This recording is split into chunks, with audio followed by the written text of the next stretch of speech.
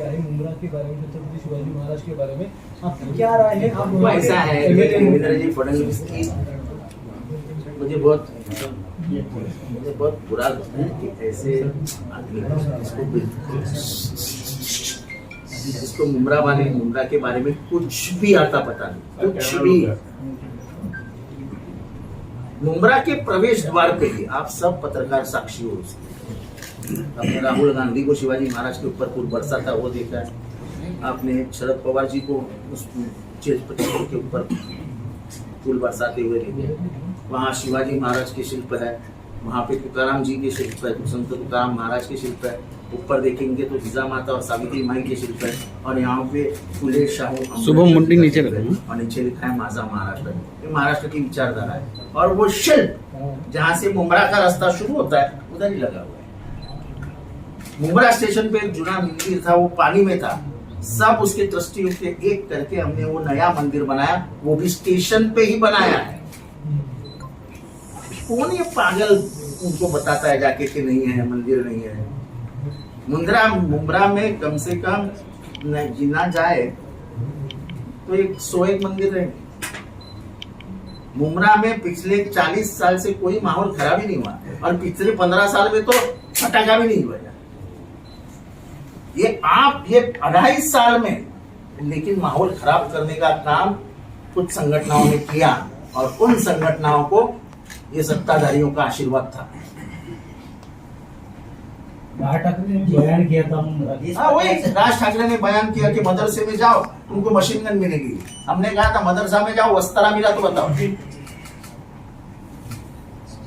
जब राज ठाकरे बोलते हैं कि मशीन गन मिलेगी, मुझे वस्त्रा ढूंढ के बताओ, क्यों एक समाज को बदनाम करते हो यार? मदरसा इसका मतलब मालूम है क्या है? गरीब बच्चों को शिक्षा, तालीम उसमें दी जाती, कुछ मालूम नहीं, कुछ नहीं।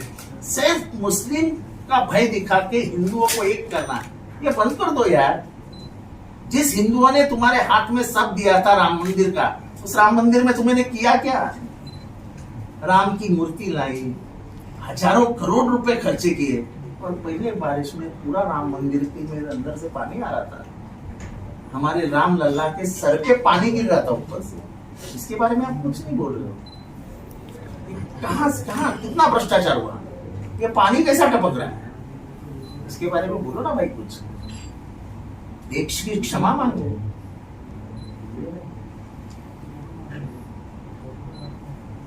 सर, जिस प्रकार देवेंद्र फडणवीस राहुल गांधी के ऊपर भी आरोप लगाया कि नक्सलियों के साथ वो रहते उनके, उन्होंने कहा कि उन्होंने लाल संविधान हाथ में पकड़ा, बराबर है। ये लाल संविधान, ये राहुल गांधी के हाथ में था, वो ही संविधान मेरे। अभी आपको मालूम है लाल रंग किससे जुड़ता है? ये प्यार का प्रतीक है लाल रंग। आप वैलेंटाइंस डे पे अपना प्यार व्यक्त करने के लिए क्या देते हो? Red rose. रेड रोज किसकी निशानी है? प्यार की। What does red express? Passion, love and direct connection with heart. आपण जेव्हा हृदय काढतो तरुणपणी, तर हृदयाला लाल रंग देतो। लाल ही प्रेमाची निशानी है। इतना प्रेम समझत नहीं, इनको प्यार समझता ही नहीं है। इनके दिल में सिर्फ नफरत भरी हुई है, और इनके नफरत के दुकान के सामने हमने प्यार का मॉल खोला है। मॉल, दुकान नहीं मॉल खोला है, क्योंकि भारत को अब जरूरत है इन जैसे नफरतियों से लड़ने के लिए। भारत को प्यार बांटने के लिए मॉल लगेगा। क्या है ये लाल रंग? अरे क्रांति की भाषा लाल होती है, नक्सल की भाषा लाल नहीं होती है। जरा इतिहास समझ लो,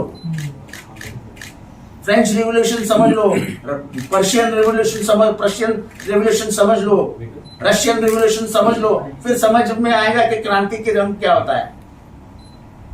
फिडेल कैस्ट्रो, चे गवेरा का रंग क्या था, पहचान लो।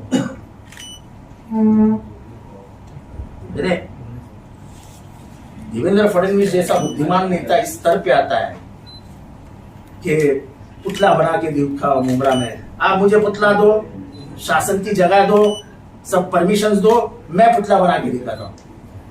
और हजारों मुसलमान आएंगे उद्धव ठाकरे के स्वागत के लिए, जो वो उसका अनावरण करने हैं। या ऐसे ऐसे भाषा से तुम किसी शहर को बदनाम मत करो यार, उन बच्चों की जिंदगी खराब मत करो। तो जिम्मेदार गृह मंत्री हो, किसी एक शहर के दिल से नहीं खेल सकते आप। लोगों का उस शहर की तरफ देखने का नजरिया बदल जाता है। आज एक बैंक नहीं थी जो उस शहर में, आज 28 बैंकें हैं। एक एटीएम नहीं था, कम से कम 30-35 एटीएम है। लोन्स नहीं मिलते थे, वो कार्ड्स नहीं मिलते थे, सब मिलने लगे। एक समय में फ्लैट 1200 रुपए में बेचे जाते थे, आज 6,500 और 7,000 में फ्लैट बेचे जा रहे हैं। आके देखो मुंब्रा के रास्ते। मैं आमंत्रित करता हूं देवेंद्र फडणवीस जी को कि आओ मुंब्रा में, आओ मुंब्रा में। वोट जिहाद की वजह से गढ़चिरौली में कितने मुसलमान थे जो तुम हार गए? नासिक में कितने मुसलमान थे जब तुम हार गए? दिंडोरी में कितने? दिंडोरी में तो हमारे 1.5 लाख वोट पिपारी तुतारी कुछ था उसको गया, तो भी 2.5 लाख वोट से जीते हम, नहीं तो 4 लाख से जीतते। कहां था मुसलमान? सुधीर मुनगंटीवार हारे गढ़चिरौली में, कहां था मुसलमान? चंद्रपुर में हारे, कहां था मुसलमान? ये बचपने की बात मत करो यार, इससे तुम्हारे तुम इतने होशियार माने जाते हो। तो लोग अभी आप ये सब बात करने लगोगे तो लोगों के आपके बुद्धिमत्ता पे शक होगा। लाल रंग नक्सली हो गए क्या? सर, जिस प्रकार से देखा जाए साधु संतों की तरफ से भी नेताओं के ऊपर टिप्पणी हो रही है। देवगिरी महाराज, ये शिवाजी महाराज के अपने ये जो महाराज है, ये सब बीजेपी के तोते तो बोलते रहते हैं। तोते को सुनेगा कौन? अरे हिंदू समाज कभी किसी के बोलने पे नहीं चला है, और ये हिंदू 80% है। बीजेपी मुसलमानों का भय देख के उनको डराना चाहती है, डरने वाला हिंदू कभी नहीं था। ये देश धर्मनिरपेक्ष है, इतना याद रखना। यहाँ पे सब भाईचारा जिंदा रहेगा, सालों साल रहा है और सालों साल रहेगा। वहाँ पर 38 सीटें ऐसी है जहाँ पर शरद पवार खिलाफ अजित पवार का सामना होने जा रहा है। क्या लगता है शरद पवार के सामने अजित पवार की कितनी चुनौती है, या फिर ये सामना किस तरह से होगा? आपको याद है बारामती में बैंक खुली थी रात को 3 बजे तक, मालूम है? याद है ना? तुमने टीवी पे दिखाया था ना, बैंक बंद खुली थी, पैसे बांटे जा रहे थे, पर इलेक्शन कमीशन तो उनके हाथ में ही था, तो कुछ होना देना तो नहीं था। लेकिन जिस बारामती में वो 1 लाख का लीड लेते थे, उसी बारामती में 60,000 से पीछे चले गए। लोग बहुत होशियार होते हैं। शरद पवार जी, और शरद पवार जी के बारे में एक लोगों के मन में आस्था है कि इस उम्र में यह आदमी 5वें स्टेज की कैंसर से लड़ाई लड़के बाहर आया है, ये हड्डी टूटी हुई है, और तो भी महाराष्ट्र की लड़ाई लड़ रहा है। भतीजे ने धोखा देने के बाद भी वो आज भी मजबूत खड़ा है। लोग कभी भी उनका जो योगदान है महाराष्ट्र के डेवलपमेंट, उसको भूल नहीं सकते। अजित पवार ने किया हुआ एक काम अजित पवार गिनवा देवे जिसमें महाराष्ट्र का भला हुआ है। एक काम, पिछले 30 साल मंत्री रहे, एक काम, और मैं कम से कम 300 काम गिनवा देता हूं जो शरद पवार ने किए, और महाराष्ट्र की भलाई हुई। अरे सबसे बड़ा उदाहरण जो किसी को मालूम नहीं, बीकेसी बनाने वाला कौन था? अच्छा, सबसे महंगी ये क्या है, किधर मिलती है? बीकेसी।